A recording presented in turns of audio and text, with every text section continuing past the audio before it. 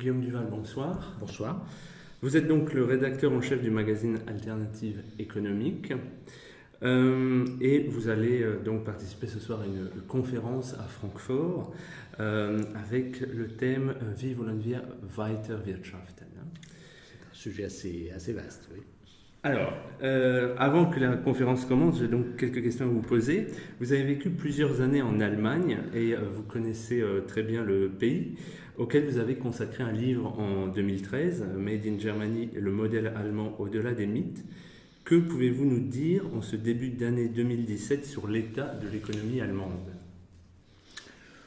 Il reste bien meilleur que l'état de l'économie française et du reste de la zone euro et de l'Union européenne.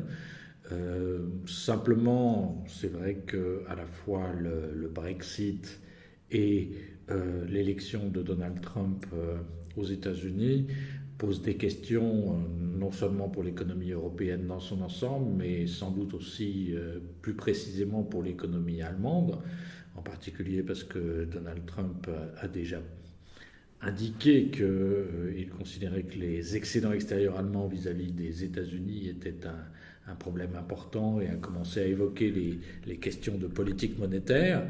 Donc, autant l'économie allemande va bien aujourd'hui, autant je pense que pour l'avenir, elle a des raisons aussi de s'inquiéter, également du côté de la Chine et de l'évolution de l'économie chinoise qui semble appelée à se ralentir durablement alors que c'est devenu aujourd'hui un marché très important pour les firmes allemandes. Donc voilà, mais je ne pense pas vous apprendre grand-chose à ce sujet. Dans le texte annonçant la conférence, il y a un terme, c'est kaputt sparen. Donc on pourrait plus ou moins traduire, enfin difficile à traduire en français, mais c'est finalement faire des économies jusqu'au point de casser le système, casser l'organisation. Est-ce que l'Allemagne n'est pas prisonnière depuis trop longtemps de ce dogme selon lequel les pays européens doivent absolument économiser pour réduire leur déficit ? Oui, je crois qu'on peut dire ça comme ça. Et pour ce qui concerne de casser, le risque principal aujourd'hui, c'est de casser l'intégration européenne, c'est de casser la zone euro, c'est de pousser la France dans les bras de l'extrême droite anti-européenne. Donc c'est un risque qui n'est pas purement théorique et qui est très sérieux. Donc dans l'opinion publique allemande, on critique beaucoup la politique de la BCE, la politique monétaire de la Banque centrale européenne. J'étais tout à l'heure à la Banque centrale européenne pour justement faire une conférence là aussi. Je dois dire que je partage tout à fait les critiques qui sont faites en général en Allemagne vis-à-vis de cette politique. C'est vrai que c'est absurde d'avoir une politique monétaire aussi accommodante aujourd'hui. C'est très nuisible pour les épargnants. C'est absurde d'avoir un euro qui soit aussi faible alors qu'on a des excédents extérieurs en Europe, etc. Donc je partage beaucoup des critiques qui peuvent être exprimées en Allemagne là-dessus, mais c'est vrai qu'on pourrait avoir une politique monétaire différente en Europe que si on a par ailleurs une politique qui soit plus raisonnable, c'est-à-dire une politique budgétaire qui soit moins restrictive partout en même temps, tout le temps. Et ça, c'est vrai que ça dépend beaucoup de l'opinion et de l'avis des Allemands là-dessus. C'est eux qui ont poussé l'Europe dans cette direction. Et aussi d'avoir une politique de marché du travail qui soit moins orientée sur la baisse du coût du travail, parce que c'est une politique qui est purement déflationniste. Le paradoxe, c'est que c'est sans doute l'Allemagne qui a subi le plus durement les conséquences dramatiques de ces politiques déflationnistes dans les années 30, après la crise de 1929. Et paradoxalement, c'est elle qui continue à les promouvoir le plus assidûment en Europe. C'est assez incompréhensible, mais en tout cas, c'est effectivement très dangereux. Pour donner simplement une idée de l'ampleur de la stupidité de la folie de la politique économique qui est menée en Europe aujourd'hui, la zone euro a un excédent extérieur aujourd'hui, dans son ensemble, de 230 milliards d'euros. Ça représente 2,3% du PIB de la zone euro. Ça veut dire simplement qu'on pourrait dépenser dans la zone euro 230 milliards d'euros de plus sans que ça pose strictement aucun problème de financement de nos économies. C'est-à-dire qu'on n'aurait pas besoin d'aller chercher de l'argent en Chine, en Arabie Saoudite, chez les Américains. On a produit cette richesse nous-mêmes. Simplement, les règles qu'on s'est données, les buts qu'on s'est fixés font qu'on s'interdit de les dépenser. Et du coup, comme on s'interdit de les dépenser, on les prête à des gens à l'extérieur de l'Europe qui, sans doute, dont une partie non négligeable, ne nous le rendront jamais.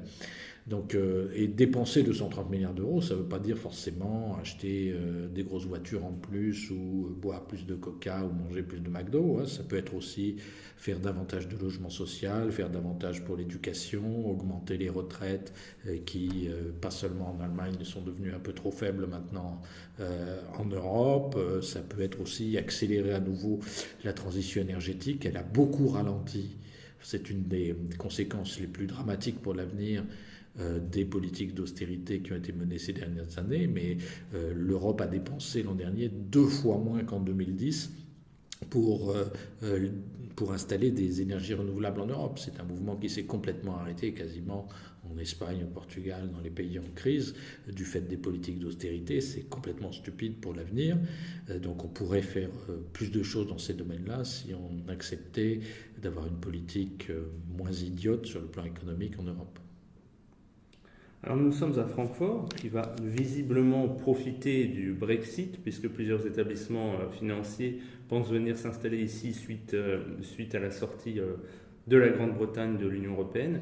Quelles vont être, d'après vous, les principales conséquences du Brexit pour l'Union européenne et pour la France et l'Allemagne en particulier ? Donc le Brexit, donc la question centrale, vous l'avez déjà évoquée, c'est qu'est-ce qui va se passer sur le plan particulier de la finance et de l'avenir de la City. Sur le plan industriel, malheureusement, le Royaume-Uni ne pesait déjà pas grand-chose. Sur le plan industriel, c'est surtout comme débouché que le Royaume-Uni compte. Pour la France, c'est le principal excédent extérieur, mais c'est sans doute aussi un excédent extérieur très important pour l'Allemagne. Donc le fait que le Royaume-Uni reste un débouché accessible pour les industriels européens est un enjeu important, mais c'est effectivement, enfin, du point de vue de la France, mais aussi de l'Allemagne, sur la question de la finance et de sa gestion que vont se jouer beaucoup de choses. Alors oui, ce qui est important surtout, c'est que le Royaume-Uni ne devienne pas, à l'occasion de cette opération, un grand paradis fiscal aux portes de l'Europe qui serait capable d'attirer les capitaux européens en étant plus soumis en plus aux règles européennes, en n'ayant plus à obéir à la Cour de justice, à obéir aux directives européennes qui sont décidées en termes de régulation financière. Donc là-dessus, il y a un enjeu qui est très important. On verra ce que les Britanniques veulent. Ils ont renoncé déjà à demander le passeport européen financier, mais il faudra s'entendre là-dessus. Je ne pense pas non plus que ce soit dans l'intérêt des Européens de vouloir casser la City tout de suite. Ça peut aussi déclencher de l'instabilité, y compris de l'instabilité financière. On n'en a pas forcément besoin, mais c'est beaucoup autour de ça que ça va tourner. Après, au-delà des questions de relations purement bilatérales, le Brexit, mais l'élection de Trump surtout, peuvent être aussi une chance pour relancer l'intégration européenne. Ça montre de manière évidente, et je crois que les Allemands l'ont déjà compris, que on ne peut plus compter sur le parapluie américain en termes de défense. Ça nous oblige à aller beaucoup plus loin que ce qui était envisagé jusqu'ici en termes de défense et de politique extérieure commune. L'instabilité qu'il y a aux frontières européennes, la question du terrorisme pousse aussi à aller beaucoup plus loin qu'aujourd'hui en matière d'intégration à l'intérieur des frontières, en matière de sécurité et de justice. Simplement, ce qu'il faut que l'opinion publique allemande comprenne, c'est qu'on pourra aller effectivement dans ce sens-là, et je pense que c'est indispensable pour toute l'Europe. L'Allemagne ne s'en tirera pas en enfin avec la Russie toute seule, c'est qu'on pourra aller dans ce sens-là dans toute l'Europe que si on change assez radicalement les politiques économiques par ailleurs, parce que sinon le peuple français, le peuple néerlandais n'accepteront pas une intégration européenne plus poussée sur tous ces champs-là si l'Europe continue à être perçue, et pas simplement perçue, à être une menace pour les droits sociaux, pour l'emploi, pour les niveaux de salaire des populations, en tout cas du bas de l'échelle sociale, dans les pays européens. Donc si on veut faire en sorte, et c'est nécessaire, que à la fois le Brexit et l'élection de Trump soient l'occasion d'un sursaut européen, d'une reprise du processus d'intégration d'intégration politique sur tous les terrains, en particulier de défense, de politique extérieure, il faut accepter de changer aussi sur le terrain de la politique économique. Dans Made in Germany, le modèle allemand au-delà des mythes, vous critiquiez assez fortement la politique de Gerhard Schröder, ex-chancelier SPD. Alors le parti n'a pas l'air de vous en vouloir, puisqu'il co-organise la conférence de ce soir.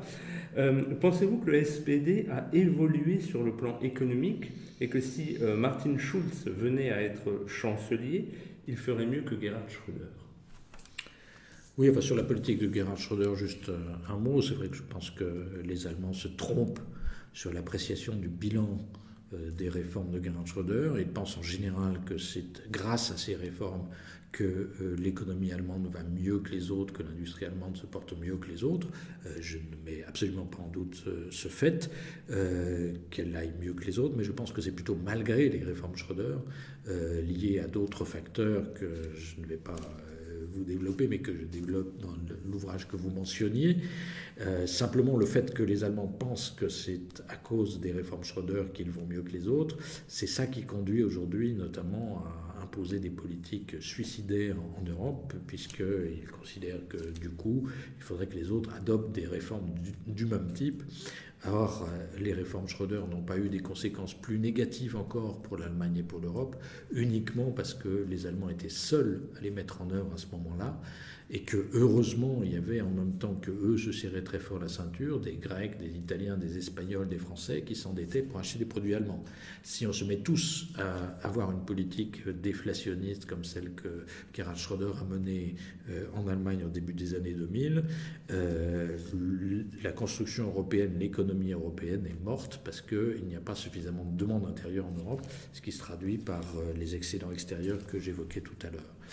Et ce qui se traduit aussi par les poussées, enfin le risque très sérieux que Marine Le Pen gagne les prochaines élections présidentielles en France, par exemple. Alors en ce qui concerne la suite des opérations, pour le SPD avec Martin Schulz, bon, je pense que si Madame Merkel a été si solide pendant 10 ans depuis qu'elle a pris le pouvoir, c'est notamment parce qu'elle est apparue aux Allemands comme une meilleure garante du modèle social allemand que ne l'ont été les sociodémocrates dans la période Schröder, et qu'elle a commencé à réparer une partie des dégâts qu'avait causé Gerhard Schröder à la cohésion sociale, à la protection sociale, aux droits sociaux des Allemands, notamment aussi avec les sociodémocrates pour la dernière période, en adoptant d'ailleurs des éléments assez centraux du modèle social français, comme le salaire minimum ou encore l'extension des conventions collectives, c'est-à-dire que les conventions collectives ne s'appliquent pas uniquement aux entreprises qui adhèrent au syndicat patronal, mais s'appliquent à toute une branche.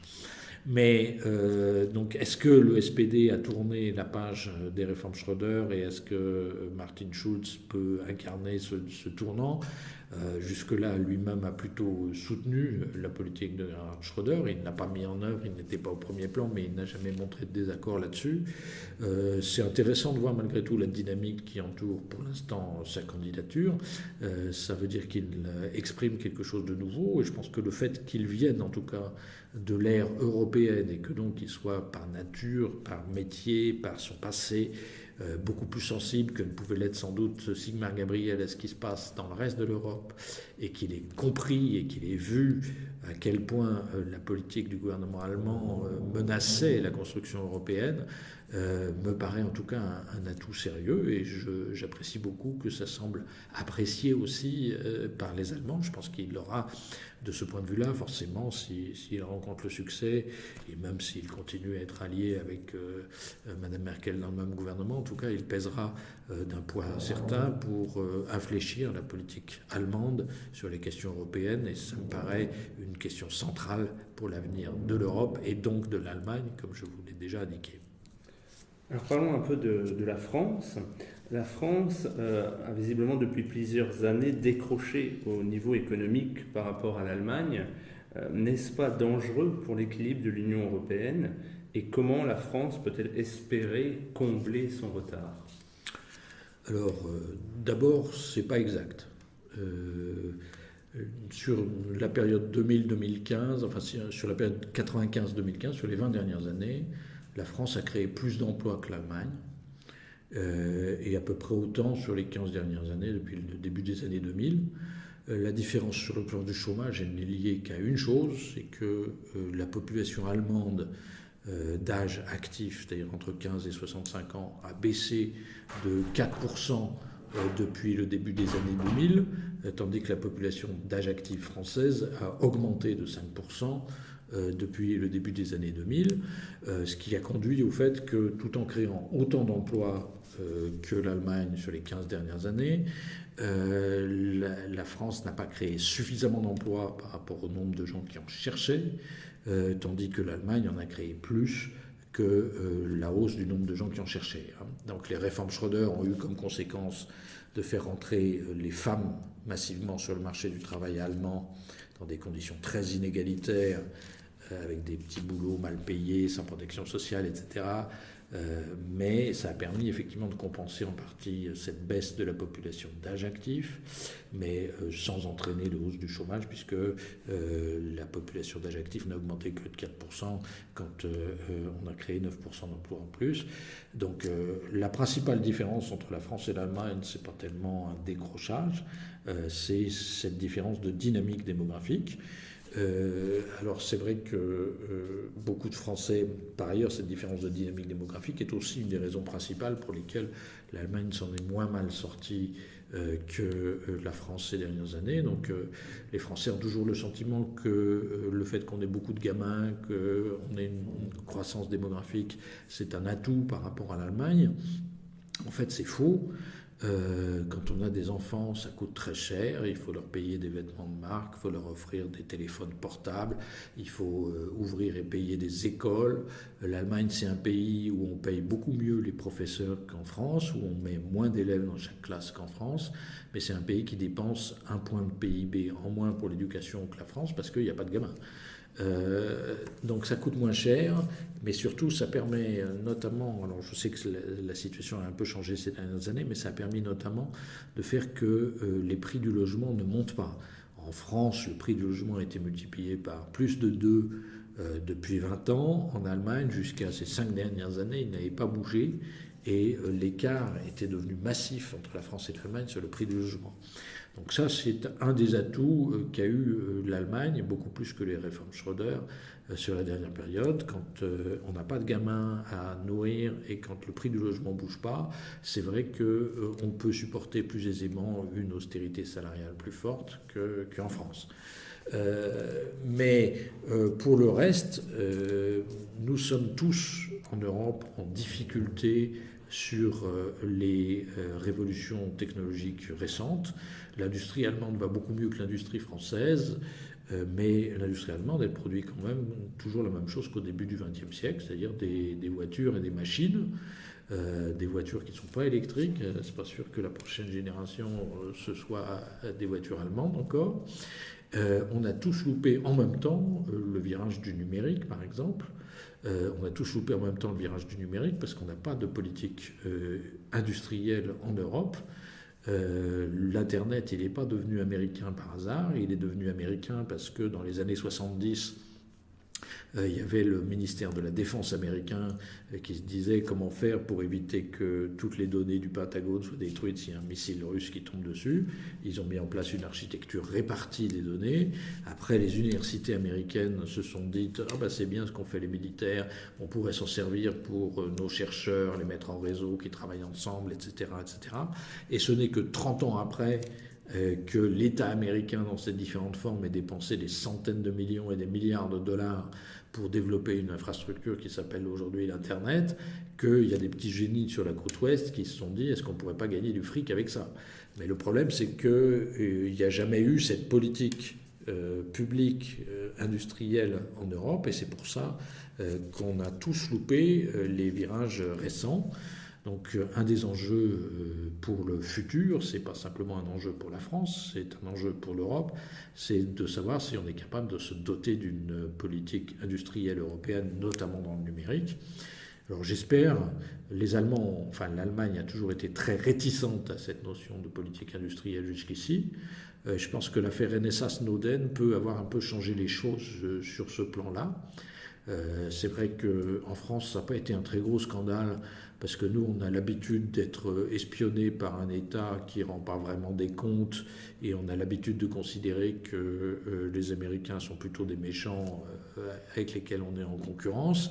Mais en Allemagne, c'est un scandale qui a fait un énorme bruit parce que les Allemands sont plus sensibles aux questions de droits individuels, heureusement, parce qu'ils ont eu plus d'ennuis aussi dans le passé, à la fois avec Hitler et à l'Est. Et d'autre part, ils avaient l'habitude de considérer jusque-là que les Américains, c'était forcément des gentils qui étaient juste là pour les aider. Et ils se sont rendus compte que c'était un peu plus compliqué que ça. Donc j'espère que, par exemple, ce type d'aventure va permettre de débloquer aujourd'hui cette question de la politique industrielle européenne. En tout cas, je crois que c'est central pour l'avenir, non seulement pour la France, mais aussi pour l'Allemagne. Après, ce qui se passe en France, c'est beaucoup... on a un problème de cohésion sociale, de cohésion nationale. C'est pas tellement le poids extraordinaire de l'État, c'est le fait que l'État se considère en dessus et en dehors de la société et que les élites françaises, qui tournent beaucoup autour de l'État, même quand elles sont dans le privé, c'est en général des énarques, des anciens hauts fonctionnaires, etc., ont perdu le contact et le rapport avec les Français de base. C'est ça qui, conjugué aux difficultés qu'on rencontre dans toute l'Europe aujourd'hui, conduisent effectivement la France aujourd'hui à être au bord du gouffre politique. Là, je pense que l'Allemagne a une responsabilité très importante pour éviter que la France ne bascule, parce qu'elle a eu une responsabilité très importante, je pense, dans le fait que la France soit au bord du gouffre. Alors, en parlant de la France et de l'Allemagne, le journal Le Monde publié il y a 2 jours un article intitulé « L'Allemagne expérimente le revenu universel grâce au crowdfunding ». Alors le revenu universel, c'est un sujet qui est au centre de l'élection, de la campagne pour l'élection présidentielle en France via Benoît Hamon. Donc ma question est double. Que pensez-vous du revenu universel ? Et est-ce que les hommes et les femmes politiques ne sont pas trop frileux en matière économique actuellement, de sorte que les prochaines évolutions majeures ne pourront venir que d'initiatives privées ? 2 questions simples. Donc sur la première, sur qu'est-ce que je pense du revenu universel. Donc ce débat est monté comme conséquence, sans doute inévitable, du fait que ça fait 40 ans qu'on a du chômage de masse en France, qu'on ne s'en sort pas. Est venue là-dessus se greffer la crainte très forte que suscite pour le futur la révolution numérique qui est censée faire disparaître beaucoup d'emplois. Donc la montée de ce débat est associée très étroitement à l'idée que c'est plus possible de revenir au plein emploi et qu'il faut renoncer à cette perspective. Donc ça, c'est une réalité, c'était une réalité qui est vécue comme telle par beaucoup de gens en France. Je pense que c'est une erreur à la fois d'analyse et de perspective. C'est-à-dire que je crois qu'il est possible de revenir au plein emploi en ayant des politiques économiques moins stupides et aussi en réduisant le temps de travail, par exemple, comme ça a été fait en France, mais aussi en Allemagne dans des proportions finalement très proches. Si l'Allemagne va bien, c'est aussi parce que les gens ils travaillent une demi-heure de moins qu'en France chaque semaine, hein. Même s'il n'y a pas eu une loi comme les 35 heures en France. Donc ça, c'est une première chose. Je pense qu'on s'est défendu souvent pour des mauvaises raisons, qui est notamment celle-là. Si on n'est pas capable de revenir au plein emploi, on ne créera pas suffisamment de richesse pour se payer, y compris le revenu universel. Il n'y a que le travail des hommes qui soit capable de créer de la richesse et qu'on puisse répartir ensuite entre les autres. Donc ça, c'est une première chose. Après, malgré tout, ça pose une question intéressante et c'est une approche intéressante en ce sens que je crois qu'il est toujours préférable que la protection sociale soit universelle. C'est comme ça qu'elle a été construite en France, c'est-à-dire que les riches profitent des mêmes services sociaux et des mêmes prestations sociales que les pauvres. Je crois que ça, c'est une idée qui est importante et qui est positive. Parce que ça permet d'avoir une protection sociale qui soit plus généreuse pour les pauvres. Une protection sociale qui est réservée aux pauvres, c'est forcément une protection sociale pauvre, parce que si c'est les couches moyennes qui doivent payer pour des prestations qui sont réservées aux pauvres, les couches moyennes feront toujours pression pour que ces prestations soient minimales, qu'elles soient associées de conditions très strictes, etc., etc. Et les pauvres n'en tireront pas vraiment bénéfice. C'est la situation au Royaume-Uni, c'est la situation aux États-Unis. Mais donc nous sommes programmés un peu pour une logique un peu différente de la protection sociale. C'est pour ça aussi qu'elle coûte cher en France, qu'elle représente beaucoup dans le PIB. Et je crois que c'est bien effectivement d'étendre cette logique aux prestations sociales minimales, c'est-à-dire de dire c'est plus 500 € pour les pauvres quand ils sont vraiment au chômage très longtemps, etc. C'est 500 € pour tout le monde. Ça fait que les pauvres sont moins embêtés et cette prestation pose moins de problèmes dans toute la société. Après, simplement, donc sous cet angle-là, je pense que c'est une idée intéressante.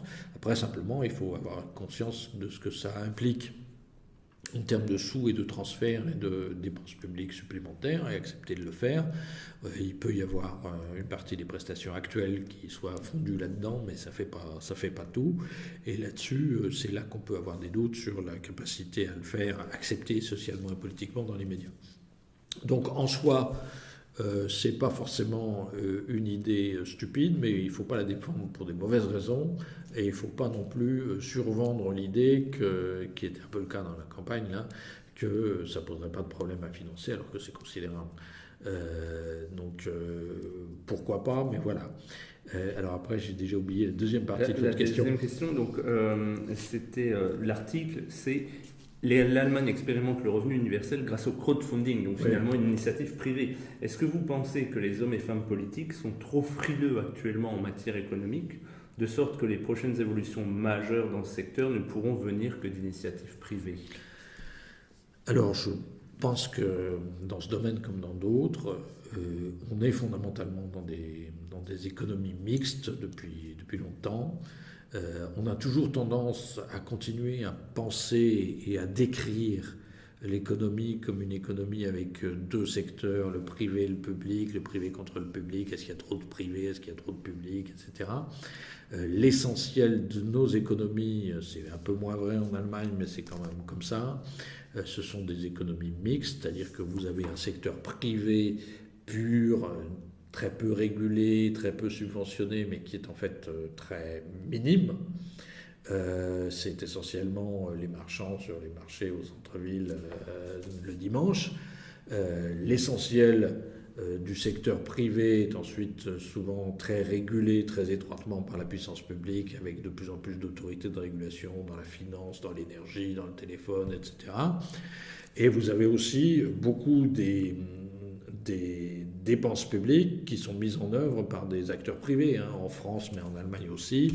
Les dépenses d'assurance maladie sont mises en œuvre par des médecins qui sont des médecins libéraux avec des relations compliquées entre les systèmes publics et les systèmes privés. Donc je crois que la tendance de fond, c'est pas tellement de savoir est-ce qu'il y aura du public, est-ce qu'il y aura du privé, mais comment est-ce qu'on articule le privé et le public. Alors ça pose toujours des questions difficiles parce que dans des systèmes, quand on régule le privé, ça peut avoir des inconvénients. Qui est-ce qui régule, qu'est-ce qui est autorisé à réguler? Est-ce que les régulateurs ne sont pas prisonniers, enfin captés par les entreprises privées, ou est-ce qu'au contraire, est-ce qu'ils n'empêchent pas les entreprises privées de faire ce qu'elles devraient faire pour développer leur job,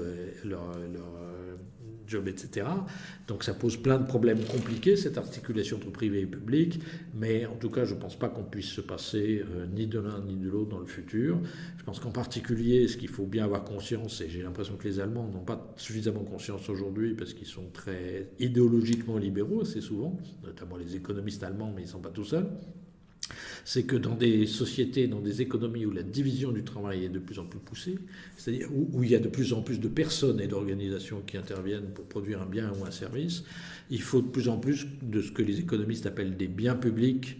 Dans des économies comme ça, c'est des économies fragiles, c'est des économies qui sont sensibles à tous les dysfonctionnements climatiques. Il faut de l'électricité tout le temps, il faut du téléphone tout le temps, il faut de la sécurité tout le temps, etc. Et tous ces biens publics, on ne sait pas les produire autrement que par l'action publique. C'est l'histoire qui nous l'a appris. Donc c'est pas étonnant que le développement économique se traduise d'abord et avant tout par le développement des dépenses publiques.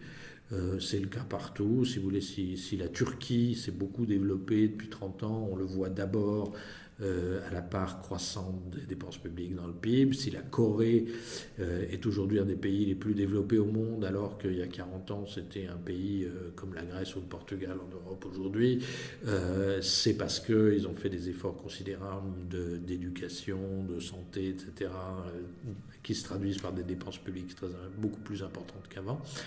Donc là-dessus, je ne crois pas qu'on aura moins besoin de public dans le futur, mais je ne crois pas non plus que c'est l'État employeur-producteur, que c'est l'État lui-même qui devra produire dans le futur tous les services dont on aura besoin. On aura besoin d'articuler justement des acteurs privés et des acteurs publics de manière de plus en plus étroite et imbriquée. D'accord. Bien, merci beaucoup pour cette interview. Merci à vous.